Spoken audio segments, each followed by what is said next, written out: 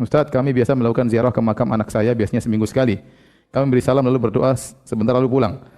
Apakah itu bisa dibenarkan atau berlaku hukum tidak boleh bolak-balik kuburan kecuali untuk safar atau kembali dari safar? Tidak. Yang dilarang adalah kuburan Nabi. Kuburan orang umum silakan antum ziarah tiap hari, enggak ada masalah. Yang mungkin dikiaskan dengan kuburan Nabi mungkinlah kuburan para wali yang takutnya bisa diibadahi. Ya, takutnya bisa diibadahi. Tadi saya sebutkan tadi Al-Munawi, ulama mazhab Syafi'i mengkiaskan kuburan Nabi dengan kuburan apa para wali. Ya, sebagaimana tidak boleh berkumpul-kumpul di kuburan Nabi hari tertentu, bulan tertentu, dia sebutkan juga demikian juga tidak boleh berkumpul-kumpul di kuburan para wali pada hari tertentu, pada tahun tertentu, makan-makan di situ karena seperti menjadikannya suatu Id.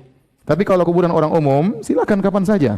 Ya, dianjurkan untuk sering ziarah kubur agar kita sering ingat kematian. Apalagi di zaman sekarang, zaman yang benar-benar orang lalai dari akhirat, terjebak dalam dunia dengan berbagai macam dunia, dengan berita dunia, dengan kesibukan dunia.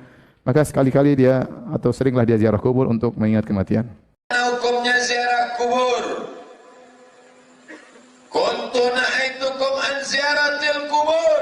Dulu aku larang kalian ziarah kubur. Tak boleh.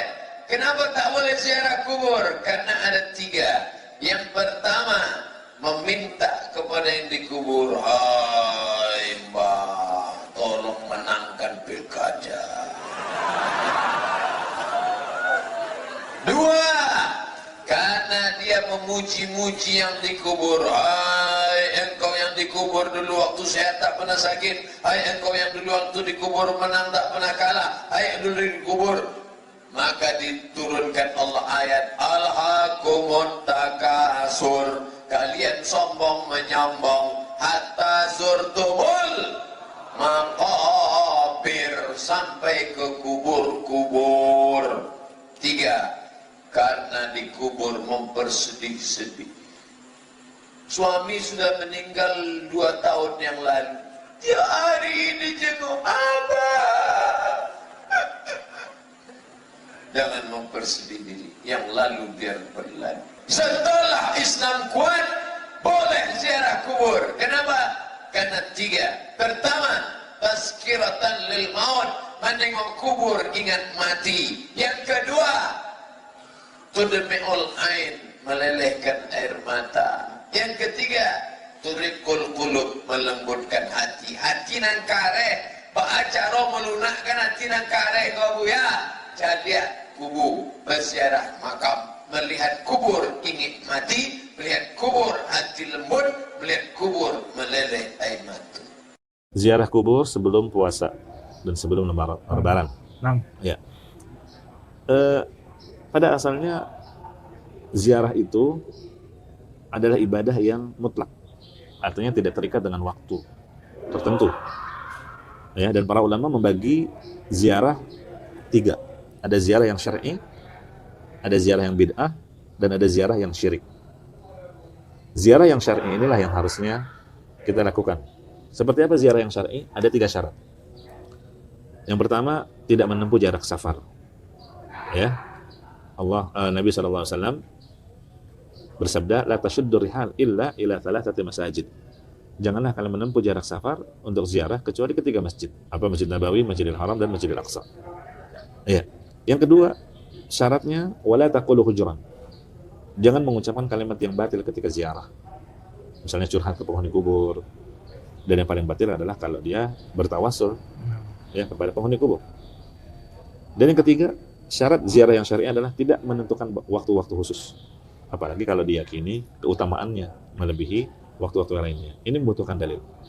Ya, jadi ibadah yang mutlak tidak dibatasi suatu batasan ketentuan dalam syariat, biarkan dia dengan kemutlakannya, kecuali ada dalil lain yang mengkhususkan dan mengikatnya. Ziarah itu artinya kunjungan. Ziarah. Jadi saya menziarahi antum, berarti saya mengunjungi antum. Mau kemana Ustaz Adi? Mau ziarah. Mana? Ke Pak Lutfi. Pak Lutfi di mana? Di Lampung. Kan Pak Lutfi masih hidup.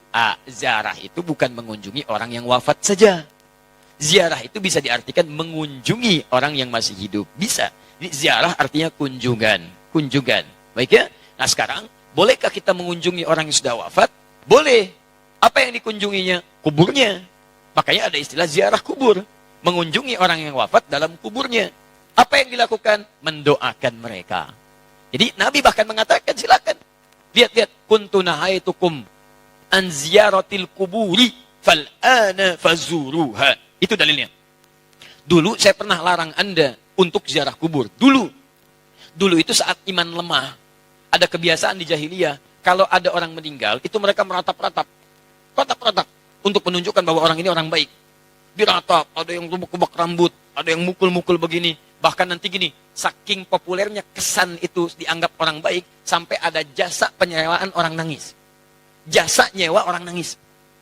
Jadi kalau ada dikenal orang buruk misalnya, disewa nih, berapa orang? Rombongan, untuk nangis saja. Nangis, terus meratap-ratap. Ada itu, zaman jahiliyah. Jadi begitu ada kebiasaan seperti itu, jadilah kultur di masyarakat. Biasanya, budaya itu muncul karena biasa. Biasa itu dari kebiasaan. Kebiasaan begitu jadi tradisi nantinya. Maka ketika ada tradisi itu kuat di masyarakat, iman mulai lemah. Di awal-awal, iman masih lemah maksud saya. Karena masih lemah, belum ada penguatan tauhid yang kuat, muncul kebiasaan itu, maka dilarang oleh Nabi SAW untuk sementara waktu ziarah kubur. Larangan datang. Kenapa dilarang? Bukan gak boleh ziarah. Bukan gak boleh ziarah. Larangannya karena dikhawatirkan ketika ada yang meninggal, tradisi tadi lebih kuat daripada awal-awal keislaman, muncullah seperti itu. Sehingga maaf, iman yang seharusnya muncul, teman-teman sekalian, itu terhenti, terbatasi oleh nilai-nilai tradisi yang tadi. Maka setelah imannya kuat, paham bisa membedakan, mana doa, mana diskusi, mana ceramah, mana ngobrol, ya kan? Mana kemudian teman-teman sekalian bisa mendoakan dengan baik, mana yang bisa meningkatkan iman, mana yang bisa mengurangi iman. Dari situlah kemudian, ini yang paling menarik, muncullah sabda Nabi, kuntu nahaitukum an ziyaratil kuburi. Dulu saya larang kalian ziarah kubur karena dikhawatirkan kalian meratap, minta-minta pada yang tidak baik. Fal'ana fazuruha. Sekarang ziarahi. Di ziarah kubur itu hukumnya boleh. Sekarang antum katakan, saya ingin ziarah Wali Songo. Boleh. Apa yang dilakukan saat ziarah itu? Turunkan lagi hadis-hadis nabinya. Doakan mereka. Apa doanya? Salam dulu. Assalamualaikum ya ahlad diyar. Minal mu'minina wal mu'minat. Wal muslimina wal muslimat. Wa nahnu insya'allahu bikumul lahiqun. Ziarah. Bahkan antum kepada Nabi, ke Madinah, ziarah. Begitu setelah selesai salat Raudhah, antum lewat Babu Salam, lewat itu kan ziarah. Assalamualaikum ya Rasulullah. Assalamualaikum ya Abu Bakrin. Assalamualaikum ya Umar radhiyallahu taala anhuma. Antum ke Baqi ziarah. Assalamualaikum ya ashaban Nabi sallallahu alaihi wasallam. Assalamualaikum ya ahlad diyar. Minal mu'minina wal mu'minat. Wal muslimina wal muslimat. Wa nahnu insyaallahu bikumul lahiqun. Datang ke Wali Songo, ziarah. Apa darahnya? Sampaikan salam. Salamnya yang tadi. Setelah itu apa? Itu sunnah Nabi. Berdoa. Allahumma gfir lahum warhamhum. Wa'afihim wa'afu anhum. Wa akrim nuzulahum. Wasi' madkhalahum. Wa naqtihim minal khataya kama yunaqqa thawbul abyadu minad danas. Doakan mereka. Ya Allah, alirkan pahala pada mereka. Ya Allah, berikan kemuliaan pada mereka yang telah membawa risalah dakwah ke Nusantara. Ya Allah, muliakan keluarganya. Ya Allah, berikan kekuatan ya Allah kepada keluarganya dalam keadaan yang terbaik. Selesai, itulah ziarah kubur. Lalu sampaikan, ya Allah, kami pun sadar kami kapanpun akan diwafatkan. Maka wafatkan kami ya Allah seperti Engkau wafatkan mereka dalam keadaan yang terbaik. Sudah. Makanya kata Nabi, cara terbaik meningkatkan iman, mengunjungi, berziarah atau ingat pada kematian. Sering lewat alam kubur mengingatkan kita mendekatkan diri pada Allah Subhanahu wa taala. Yang tidak boleh, maaf, minta-minta di kuburan. Pegang nisan, kan? Pak, tolong, Pak, cucu saya mau lahiran, tolong. Makanya saya datang ke sini. Antum ngapain datang di situ? Yang di situ saja nggak bisa keluar. Antum itu kayak yang di situ. Nah, itu yang tidak tepat. Jadi yang dilarang itu minta-minta pada yang tidak dibenarkan. Kalau zarahnya nggak ada masalah. Lalu bagaimana kemudian menyikapi yang seperti ini? Antum bikin zarah. Cari ustaz yang bagus. Datang kemudian, di bis itulah diadakan taklim. Terangkat. Ini loh risalahnya. Saya pernah itu. Ya, tur jejak Islam di Nusantara. Bukan Islam Nusantara, jejak Islam di Nusantara. Beda antara Islam Nusantara dengan jejak Islam di Nusantara. Kami susuri Pak, sampai ke Aceh Pak. Aceh, dari Aceh. Kami kunjungi makam Syekh Abdul Rauf As-Singkili. Datang. Itu saya terangkan taklim dulu. Syekh Abdul Rauf itu masuknya ke Aceh seperti ini. Kemudian menyampaikan begini, risalah Islamnya begini. Setelah itu kita datang. Mana buktinya beliau ada? Kita kunjungi. Sampai ke tempat makamnya dari hanya kuburannya. Masuk ke situ kita berdoa. Saya pimpin doanya. Begini cara berdoanya. Sampaikan begini. Sudah, ayo kita pulang. Saya sampai ke Lasem. Untuk menelusuri jejak Islam di Nusantara ke arah wilayah Jawa Tengah sampai ke Jawa Timur. Nah, ujung Jawa Tengah ke Lasem, saya tunjukkan. Ini dulu ada Sunan Bonang di sini. Teman-teman sekalian, nama aslinya ini. Asalnya begini, ininya begini. Dari mana taunya apakah itu fiktif? Ayo kita lihat. Susuri tempatnya. Ini tempat beliau. Ini tempat awal merapatnya. Ini tempat keluarganya. Ini pas sujudannya. Sampai saya hitung berapa anak tangga sampai ke atasnya. Yang merawat tempatnya itu sampai ke sujudannya. Yang merawatnya namanya Pak Abdul Halim. Begitu antum naik sampai ke atas, sebelah kiri. Di situ antum temukan nanti yang pegang kuncinya Pak Abdul Halim. Ketika bertemu dengan beliau, indah sekali. Pak, ini bukan makam ya. Bukan makam. Makamnya itu bukan yang di sini. Ini cuma pas sujudannya. Pas sujudan itu tempat beliau kemudian memetakan wilayah. Berdoa kepada Allah. Minta diberikan kekuatan. Bersujud di situ. Sholat menghadap ke arah kiblat. Seperti Nabi naik ke Gua Hira. Lu memohon kepada Allah beri petunjuk. Setelah itu berdakwah di lingkungan sekitaran. Makamnya bukan di sini Pak. Tapi yang di bawah.